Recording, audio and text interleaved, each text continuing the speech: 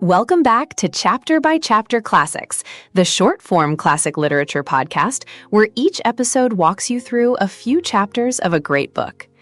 Previously in Dracula, the story shifted to Mina and Lucy in England. Renfield's strange behavior was introduced, and the ship Demeter arrived at Whitby with its crew gone and Dracula's presence strongly implied. In this episode, we're covering chapters 9 through 12, where Lucy's mysterious illness deepens, Van Helsing enters the story, and the fight against the vampire begins before the characters fully understand what they are facing. Usually when we talk about a medical diagnosis, there's this expectation of precision, right? Like you break your arm, the x-ray shows that jagged white line, and the doctor just points and says, well, there it is. Yeah, exactly. Now we put a cast on it. Right. It's comforting. We really like things to be visible, to be, categorized. Oh, absolutely. We rely on that visibility. I mean, we trust that if something is destroying a body, our tools will be able to see it, measure it, and then ultimately prescribe some kind of countermeasure. But then you step into the world of the story we're looking at today, and, well, suddenly that whole diagnostic machinery is just entirely useless. Yeah, it completely falls apart. It's like taking a laptop that has been physically smashed with a hammer. Right. And trying to fix it by running a software update. Yeah. I mean, the tool is fundamentally incompatible with the actual nature of the damage. And for you listening, as we continue our exploration of Bram Stoker's Dracula for the Chapter by Chapter Classics curriculum, this is exactly the kind of nightmare we are walking into. It really is. We're looking at a stack of sources today, letters, diaries, phonograph recordings, and they document this massive shift in the story. We are officially moving away from the creeping dread of the early chapters and plunging into a literal life or death medical thriller. It's a total crucible for these characters. I mean, what we're witnessing here is the collision of the major themes of the novel. So you've got the absolute limits of rational Victorian science, the profound symbolic power of blood, the really rigid gender roles of the era, and, well, that terrifying realization that some threats just cannot be categorized by modern logic. Yeah, imagine watching someone you love waste away right in front of you. You have access to all the modern medical knowledge in the world, the best specialists, the best facilities, and you slowly realize it is completely useless. That's the real horror of it. Exactly. That is the dramatic core of what we're unpacking today. We're going to see desperate medical interventions, some really bizarre folklore remedies, and a tragic death that feels like it's honestly only the beginning. And it all starts with this deep sense of fractured anxiety from Mina Murray. Yeah, and Mina is arguably our most grounded perspective at this point. I mean, she has finally received word from her fiancé, Jonathan Harker, after weeks of just this terrifying silence from Transylvania. And the news is deeply alarming. I mean, she travels all the way to Budapest to find him in a hospital, and he's recovering from what the nuns there call a violent brain fever. Right. Now, what does that actually mean in a Victorian context? Like, is that a literal fever? Not exactly in the way we think of an infection today, no. Brain fever was essentially this Victorian medical catch-all for a severe psychological collapse that manifests physically. Oh, wow, okay. So Jonathan is safe physically, but his mind is completely shattered by his trauma in Dracula's castle. He's thin, he's pale, and all the resolution has just vanished from his eyes. And he can't remember what happened to him, or, well, his mind is refusing to let him remember. And Mina is just terrified for him. Yeah. But her concern is pulled in two directions, right? Because she's also getting letters from home that her best friend, Lucy Westenra, is mysteriously wasting away. Yeah, it's this dual crisis. So we have two patients suffering from seemingly inexplicable ailments, separated by thousands of miles. But the narrative focus really zooms in on Lucy, and specifically on the man trying to save her, which is Dr. John Seward. And Seward is the picture of Victorian scientific progress. He's only 29, he runs an entire lunatic asylum, and he records his clinical notes on a cutting-edge phonograph machine. Right. He's the modern man. Exactly. Stoker highlights this technology to show us just how deeply entrenched Seward is in modernity. And yet, he is completely baffled by Lucy's condition. Like, he conducts a thorough physical examination. He notes that she's incredibly lethargic, she's struggling to breathe, and she is just chalkily pale. I mean, even her gums are shrinking back from her teeth. It's a grim picture. Very. But then he runs what he calls a qualitative analysis of her blood. Wait, qualitative analysis. What exactly is he doing with her blood here? So he's looking at it under a microscope, essentially trying to count the corpuscles and analyze the structure of the blood itself to find some kind of anomaly. He manages to get a sample after she accidentally cuts herself. But the results of this cutting-edge analysis come back entirely normal. The blood itself isn't diseased, there just isn't enough of it. Okay, let's unpack this. The data completely contradicts the reality. Every system reads as functional, but the patient is literally sputtering out right in front of him. Yeah, and that paradox just paralyzes Seward. He is trapped by his own methodology. Because he's looking for a functional disturbance like a known cataloged malady and the blood analysis comes back normal, he assumes the cause must be mental or nervous. He just can't comprehend it. Right, he's looking through the narrow, rigid lens of modern medicine. If the illness doesn't fit the framework, he simply cannot see it. And that medical dead end pushes him to a desperate measure. He writes to his old mentor, Professor Abraham Van Helsing of Amsterdam. And man, Van Helsing's arrival completely shifts the dynamic of this investigation. It really does. And what's fascinating here is how Seward describes Van Helsing. He isn't just a medical doctor, he's a philosopher, he's a metaphysician. He has what Seward calls an absolutely open mind. Seward praises his iron nerve, sure, but it's that open mind that makes Van Helsing so crucial. He represents the necessary bridge between science and the supernatural. Right, he's willing to look past modern medical arrogance to find the truth, even if that truth defies all known logic. Exactly. And Van Helsing arrives just in time for an absolute crisis. He takes one look at Lucy and realizes they don't have days, they don't even have hours, they have minutes. She is going to die for sheer want of blood. Yeah, it's that urgent. And this triggers the first of several incredibly intense medical procedures. Arthur Holmwood, who is Lucy's wealthy fiancé, arrives just in time. Van Helsing tells them they need to perform an immediate blood transfusion. Now, the book mentions that because Arthur is so young and strong, they don't even need to defibrillate his blood before the transfusion. Yeah. What does that actually entail? Like, what are they skipping? Well, we really need to remember how radical and dangerous a blood transfusion was in the 1890s. I mean, they didn't know about blood types yet. It was a massive medical gamble. Oh, wow. Right. So to prevent the donor's blood from solidifying during the transfer, doctors usually had to whip it, literally whip it in a bowl to remove the fibrin, the clotting agents, before pumping it into the patient. That sounds horrific. It was. The fact that they bypassed this step and pump Arthur's blood straight into Lucy's veins highlights the sheer visceral desperation of the moment. It's such an intense scene. Arthur doesn't hesitate for a single second. He volunteers immediately, saying he would gladly die for her. And the thematic weight of this moment feels incredibly heavy. Oh, definitely. If we connect this to the bigger picture, the gender dynamics at play here are profound. Think about how the Victorians viewed blood. It wasn't just red blood cells and plasma like we see it today. Right, it meant something more. It was your vitality, your purity, your lineage, and your life force. It was deeply tied to sexuality. So Arthur feels that this intimate exchange of fluids makes them essentially married in the sight of God. And over the course of these events, we are going to see a repeated pattern. Strong, rational, modern men, Arthur, Dr. Seward, Van Helsing, and eventually Quincey Morris, all physically pumping their own vitality into this fading, passive woman. They are literally draining themselves to save her from an unseen predator. It's this ultimate act of male protection. They're offering their bodies as a shield. Exactly. But here's where it gets really interesting to me. We have this pinnacle of medical intervention, right? This deeply scientific, cutting-edge procedure of a direct transfusion.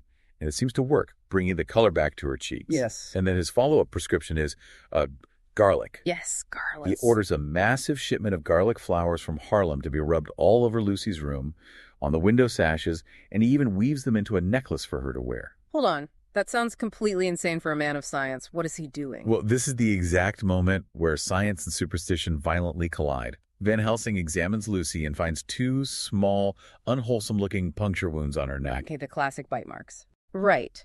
But Seward, trapped in his medical mindset, thinks maybe it's a rat bite or perhaps some strange symptom of the veins collapsing. But Van Helsing knows better. He recognizes the marks of a vampire. He sees what the others can't. He knows the limits of rational medicine have been reached. I mean, the transfusions treat the symptom, the blood loss, but they cannot treat the cause.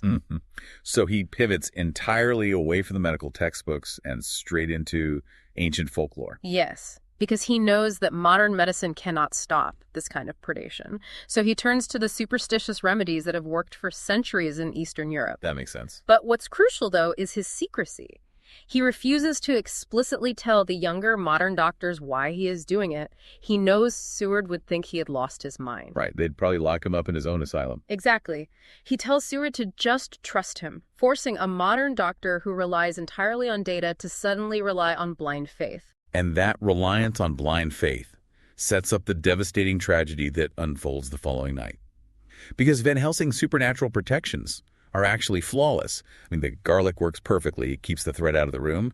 But those protections rely entirely on human compliance. And that is the fatal flaw in the system. Dracula cannot bypass the garlic, sure, but he doesn't need to. He just needs human nature to do the work for him. It's so frustrating to read.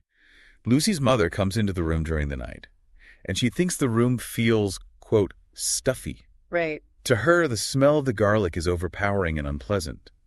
So, acting purely out of a mother's desire to make her sick daughter more comfortable, she opens the window, and she takes the protective wreath of garlic entirely off Lucy's neck. She systematically removes every barrier Van Helsing put in place, completely unaware of the doom she is inviting in. It is agonizing. It's like being in a house that's on fire, and you disable the blaring smoke detector because the noise is giving you a headache, and then you just go back to sleep. The mechanism designed to save your life is silenced because it's slightly inconvenient. That's a perfect analogy. And while this quiet, tragic mistake is happening at the Westenra house, Stoker weaves in two incredibly bizarre subplots that escalate the feeling of impending doom. Yeah, he really ramps up the tension. It shows us how far Dracula's influence reaches. First, at the zoological gardens, a massive gray wolf named Berserker escapes. The zookeeper gives this very colorful interview where he mentions that right before the escape, a tall, thin man with a hooked nose, a pointed beard, and red eyes was standing by the cage, agitating the wolves. So Count Dracula basically taking a casual stroll through the London Zoo, treating it like his own personal kennel. Precisely. And simultaneously, back at the asylum, Dr. Seward is attacked by his patient, Renfield. Oh man, this part is wild. Renfield cuts Seward's wrist with a knife, but he doesn't try to kill the doctor. Instead, as Seward is bleeding onto the floor, Renfield drops down and begins licking the spilled blood off the carpet like a dog. Gross. And he is repeatedly chanting, "The blood is the life. The blood is the life." Okay, that is just deeply unsettling. It is horrifying, but look at the symbolic weight. If we connect this to the bigger picture, Renfield's horrifying mantra is the dark mirror to the heroic medical blood transfusions happening with Lucy. Oh, wow, I didn't think of that. Yeah, both the brilliant doctors and the asylum patient are obsessed with the transfer of life force. The doctors are giving blood to sustain life. Renfield and his unseen master are taking blood to sustain their own unnatural existence. The noble and the grotesque are operating on the exact same primal currency. That is fascinating. Right. Which brings us to the climax of this frantic sequence, right? A night of absolute terror. And I want you listening to really picture how systematically every single safety net fails here. It's a complete collapse. Seward is supposed to be guarding Lucy, but a telegram from Van Helsing is delayed by 22 hours in the mail. So Seward isn't there. Lucy is alone with her mother. A giant bat starts flapping against the window.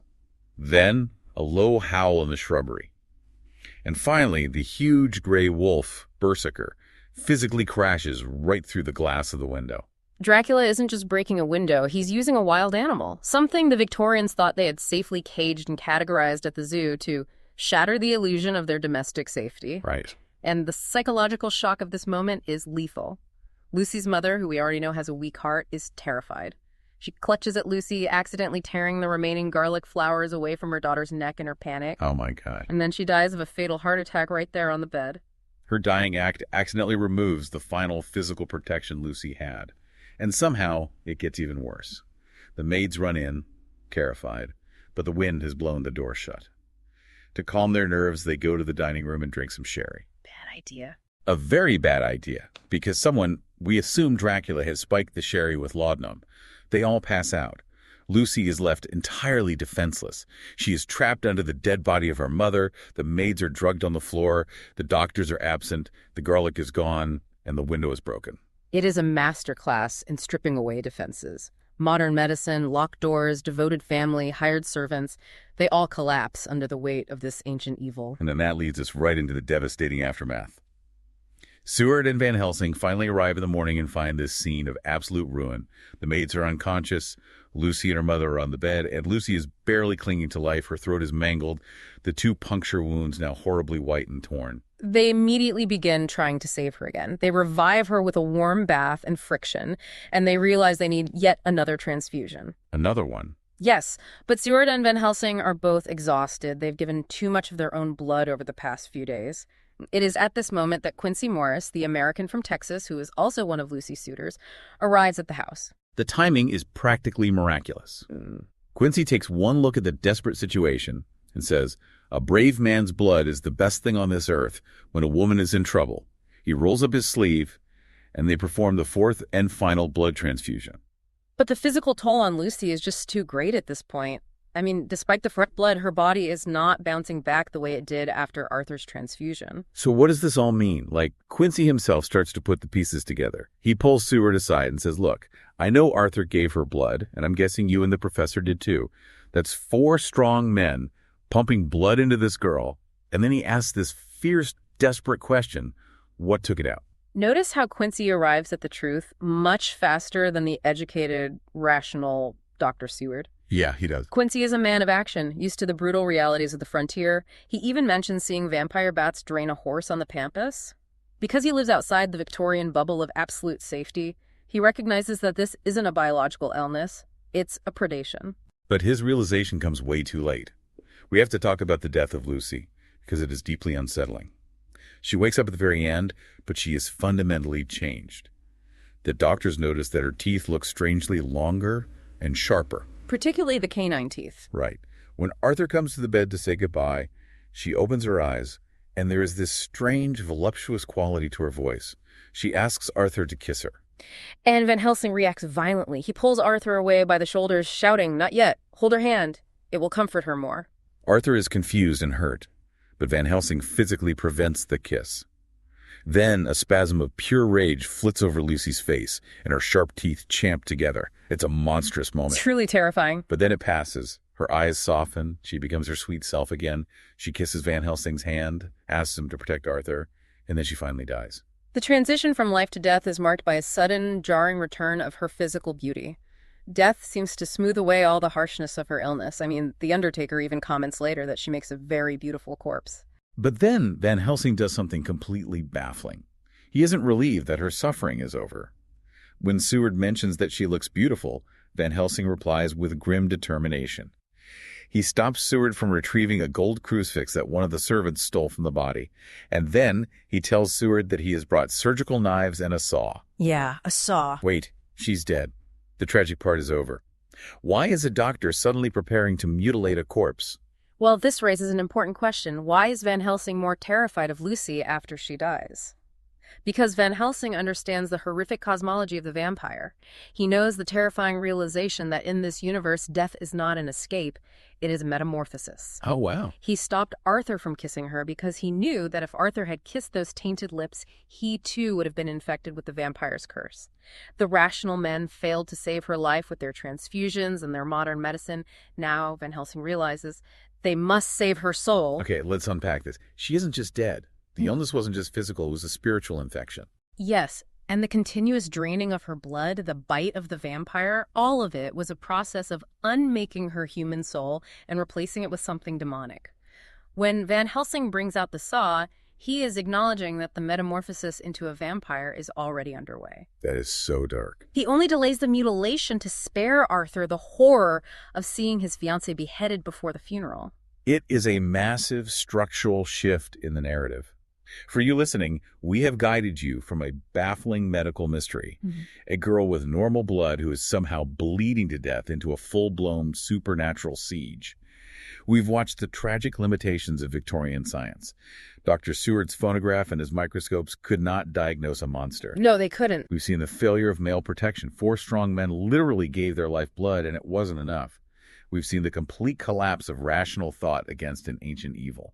The arrogance of modernity is completely dismantled here. I mean, they thought they had conquered the dark with science and reason, but the dark simply used their own blind spots to walk right through the front door. If you felt breathless reading this section, you aren't alone.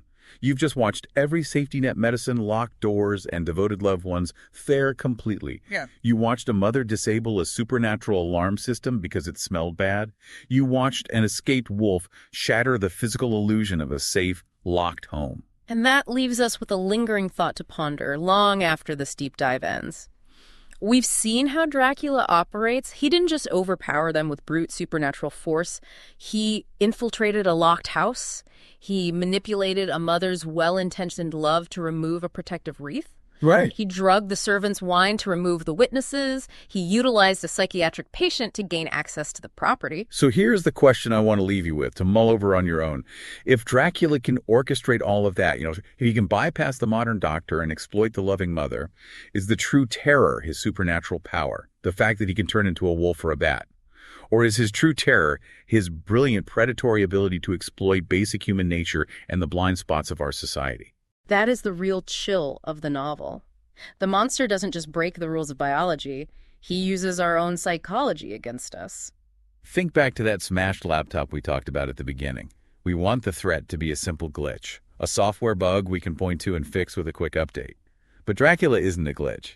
He's the hammer that smashes the machine entirely, right while the user is staring at the screen. Thank you for joining us on this deep dive. That's chapters 9 through 12. Lucy's illness, Van Helsing's arrival, the desperate transfusions, the failure of protection, and Lucy's death under circumstances that are anything but ordinary. In the next episode, we'll cover chapters 13 through 16, where Van Helsing begins to reveal the truth, the Bloofer Lady stories appear, and the group confronts what Lucy has become. Thanks for listening to Chapter by Chapter Classics. If this episode helped you follow the story, follow the show in your podcast app so you don't miss the next chapter. And if you're enjoying this series, please take a moment to rate the podcast or leave a short review.